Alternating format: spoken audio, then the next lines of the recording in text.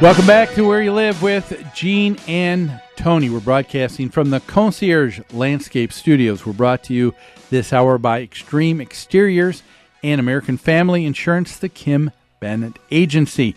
If you're just joining us, we're talking about the story out of North Carolina where lawmakers there say they know what they need to do to kind of shore things up with homeowner associations. Like so many states that we hear about. Yeah. They think that new legislation is necessary because homeowners are complaining about their association. Yeah. And just to give you an idea, folks, there's always another story behind the story that you never know about. Let's just take a look at this last one that you talked about, Tony. Could you read that again about what Representative Jonathan Jordan brought up as a concern? Sure. He wants to draft language to include a provision requiring that any association that's placed a lien on a property must remove it once the owner has done what's necessary to remove it. Mm-hmm. Committee members said they heard of at least one situation where liens weren't removed even after a property owner did what was required to remove it. Yeah. So what struck us about that paragraph was they heard of one situation and they think they need to pass legislation about it. Yes. First thing that came to my mind anytime, we've been to court so many times on trying to receive money for clients. Yes. And also on the other end where you've been accused of something, and that's what the civil courts are for, is when there's a disagreement, is to get to the bottom of things. And in this particular case, I know of that it's generally the case in court. If I win a judgment in favor, I get the decision, but it's based upon me now to take that and to file that with the county, with the official record, with the official record, so that that's taken care of and removed. And so to say that the association that had placed it would not remove it, and that was the issue. No, that's not the issue at all. The person who had the lien placed on them, once they clear things up with the association, it is common the association is going to give the document. They're going to issue a release of lien. Yeah. But now it's the homeowner's responsibility to take that and to file that, so that becomes part of the public record. That's right. So there's some confusion there. Yes, there is. But what we liked about this was that North Carolina did conduct hearings across the state to educate themselves and to look deeper into these issues of disputes among homeowner association members. Yeah, we liked. They're going in the right direction. Yeah, but they're not quite there. Let's deal with another one here. Another representative said, Bill McGee from Forsyth said, complaints he heard most often from people around the state included liens being placed on properties by associations because of excessive fines. The fact that homeowners have little recourse aside from court action to challenge association actions, and a lack of attorneys willing to take on lawsuits brought against associations. Okay, really? The homeowners have little recourse aside from court action. What other recourse are they supposed to have? He's not talking about recourse to dispute. The courts are there to make a dispute. He's talking about legislation so that what? So that whoever complains to him gets their way? According to this rep, I think he is having a disconnect here. Yeah. The fact that you have a court system in place means that you have due process and a means for correcting something. You have recourse to challenge your association's actions. But look at this statement he made. He said there needs to be a law because there are a lack of attorneys willing to take on lawsuits brought against associations. Really? Is that?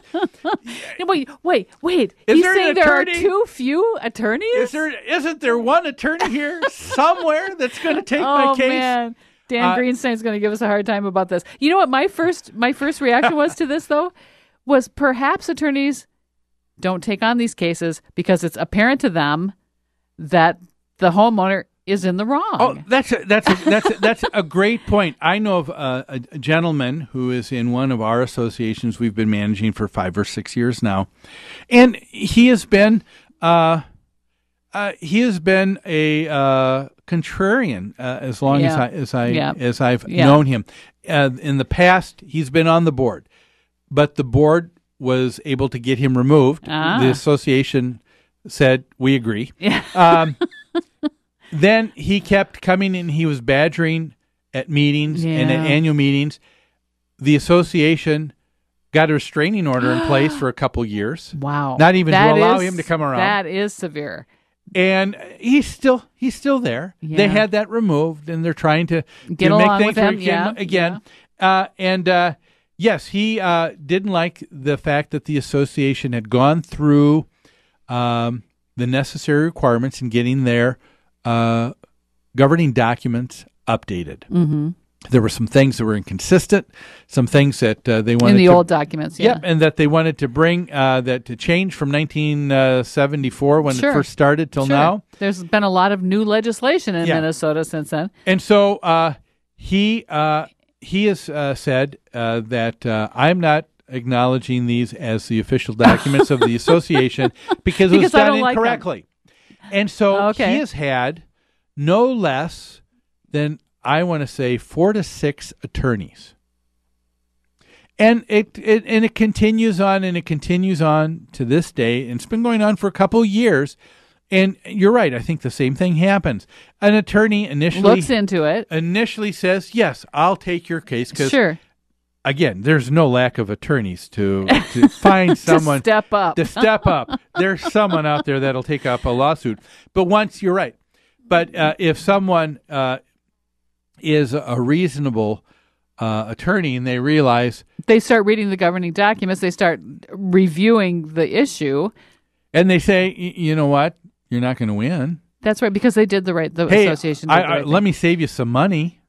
You know, I suppose an unscrupulous one will say, sure, let's just go ahead and try it, and we'll just take your money, but you're not going to win. When I see a statement like this, homeowners have little recourse aside from court action to challenge association actions and a lack of attorneys to take on lawsuits. This, again, is a statement saying, I'm mad and I am not getting my way.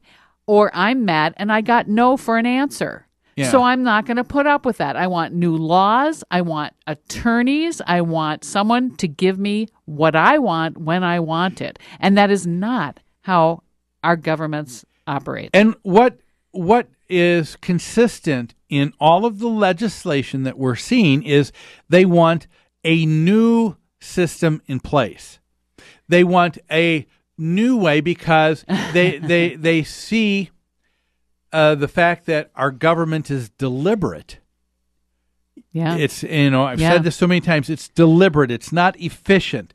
It's not supposed to be efficient and quick, and it's not supposed to give everyone everything they want. It's supposed to be deliberate. Why? Because we're talking about the rights of individuals, the rights of the majority. You talk about trying to weigh the two. They talk about justice being blind. Why? Because we're not going to take notice of a person's station in life. We're going to take a look at just the facts themselves. Right. And a lot of what goes on, I think, by well-meaning, well-intentioned people is they don't realize that they want to put aside something that has worked really well. What this was a great. It used to be called the Great Experiment.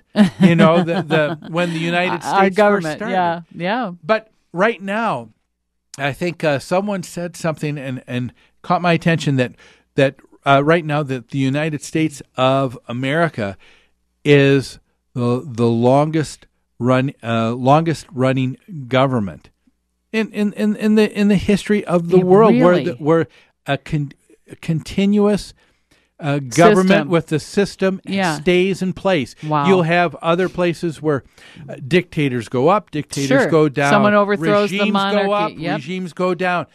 but we have the same system in place Yeah. longer than any Yeah. other Yeah. any It's other working. country. It is working. And Right. but these very same people, Gene, that want to change the system so they can get their way would pitch a huge fit if someone used that tactic against them, because then their rights are being usurped and they're not getting a deliberate and thoughtful answer from their officials or from their homeowners Yeah. association. It's so short-sighted and narrow-minded. Yeah. The to end our discussion on this story here today, the last thought by a Representative Jennifer Weiss. She said something great here. She said, "Good association member relations depend on people being fair and good-natured when dealing with others." Pure and simple. That's very simple and not so simple to achieve, is it? No, yeah, you're right. Someone said, simple to understand, difficult to do. Well, hey, let's take a break. When we come back, we've got so much more here on Where You Live, so don't go away.